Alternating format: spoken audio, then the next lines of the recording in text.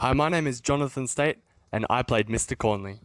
Yeah, originally we had an actual shot of Micah touching the leg, caressing it, but for fear of going too far, especially in the setting of like a school, we removed that. Micah, what the hell?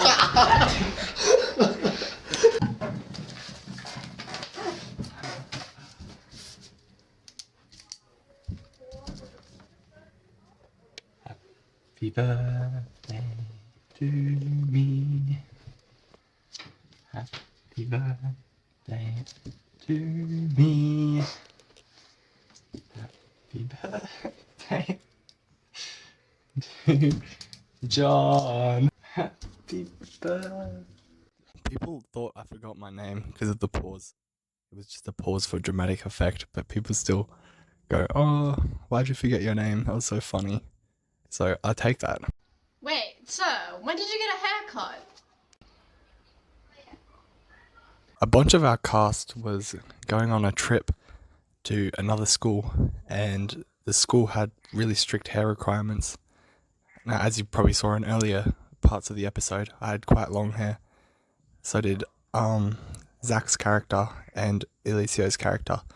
So we all had to get haircuts at the same time, and thus that part was put in.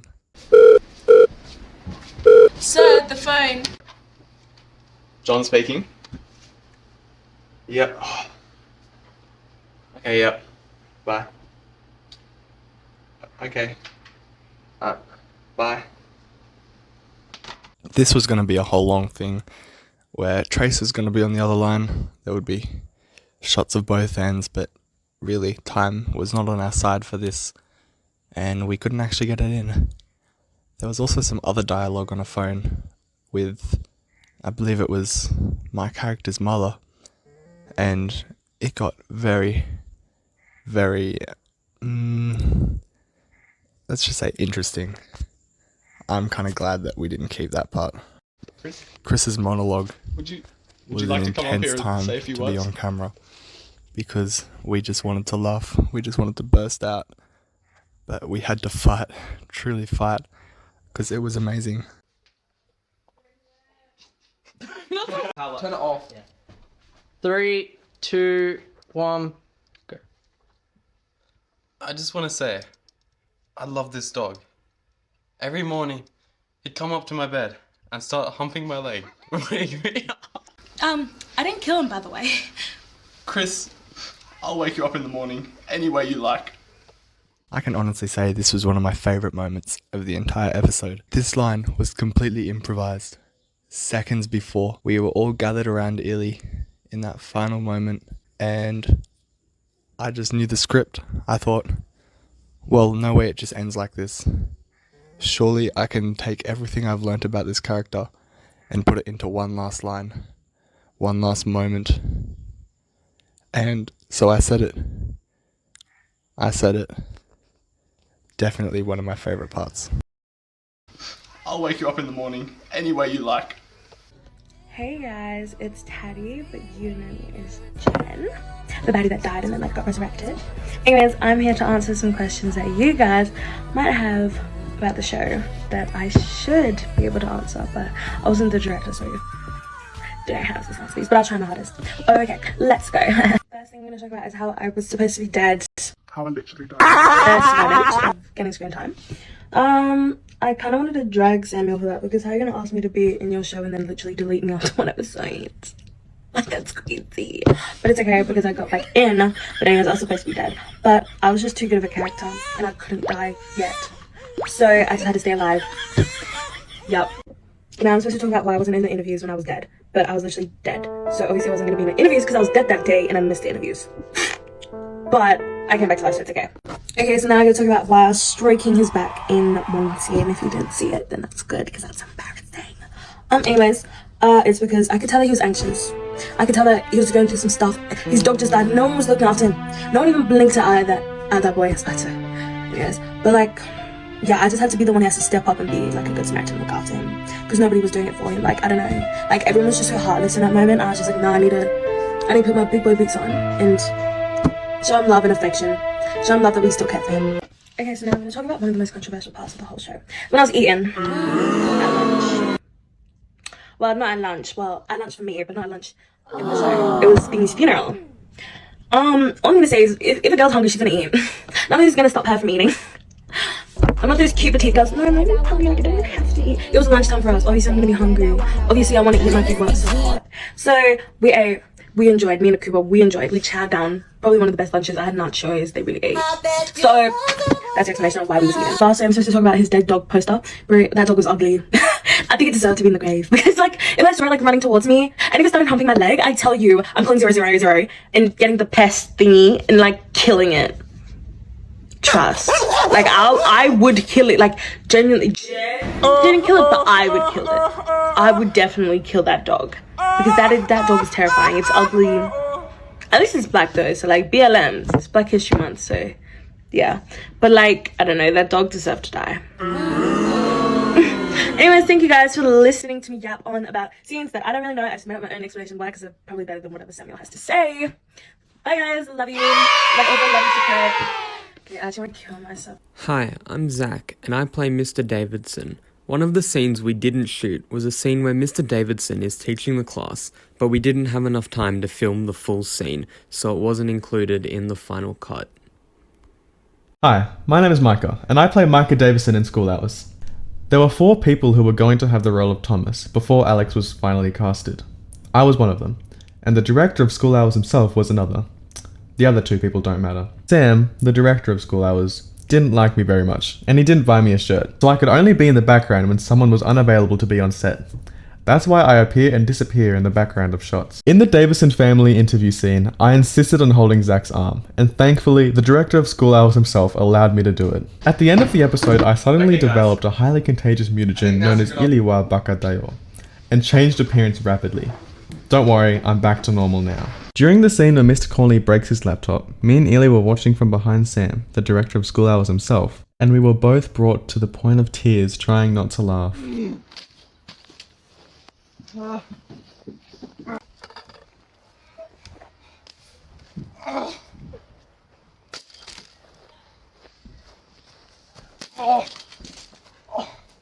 My favourite part is when Mr. Cornley, Stacey and Mia debate about who Jen is. Especially when Mr. Cornley tells Stacey to shut up. The legs. What are you talking about? Shut up, Stacey! Hello, I am Samuel Waterson, or as other people put it, the director of School Hours himself. This project was very intense.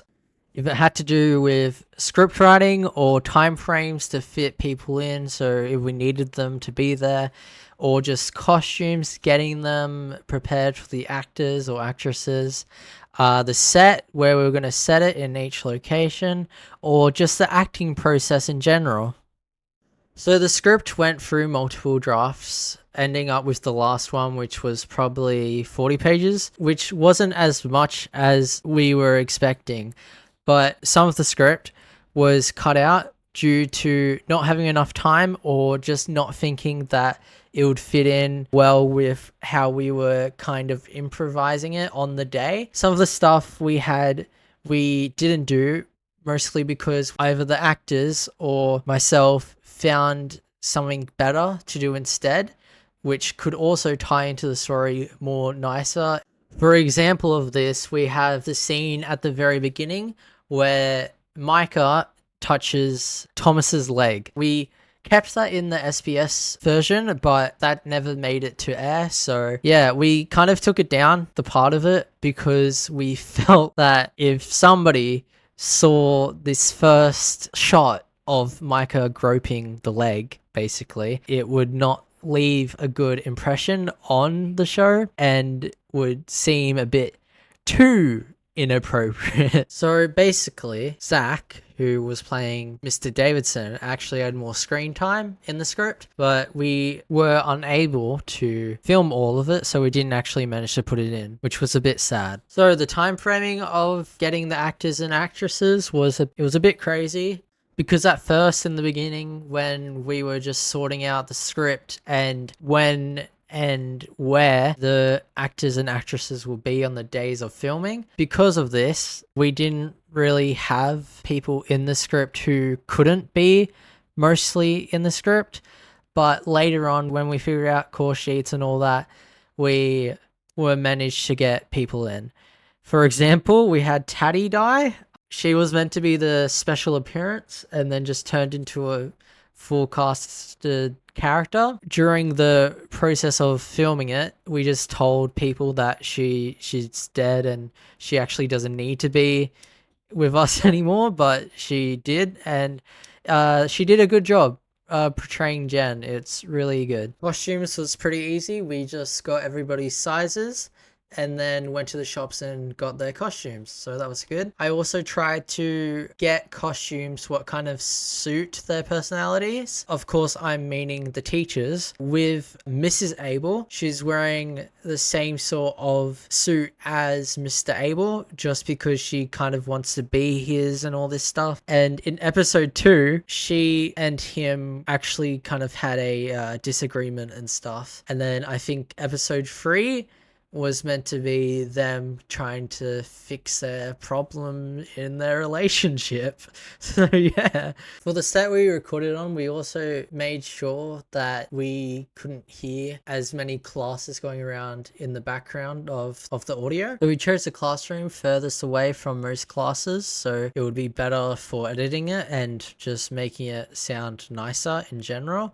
We did have a few hiccups, but that just makes atmosphere and white noise, so that's all good. I did experiment with a few actors and actresses before making casting choices. Some people came to me and asked for parts, which I was grateful for, but I also gave people audition takes before actually making choices. I recorded them and their responses to the interview. I had some people improvise their lines just to see how they would portray a character in the situation, which I thought was excellent. Thomas's role actually went through 4 actors, I believe. I think it was 2 other people not listed, and then Micah, and I think it was me. For 2 seconds, it was me. And then I was like, nope, I'll get somebody else. And luckily, Alex wanted to be in it, which I'm grateful for because he was actually really good for the part. For one of the other characters, I think it was Chris. Chris was actually meant to be portrayed as a cool guy in the script and wasn't meant to be this weird, awkward kid,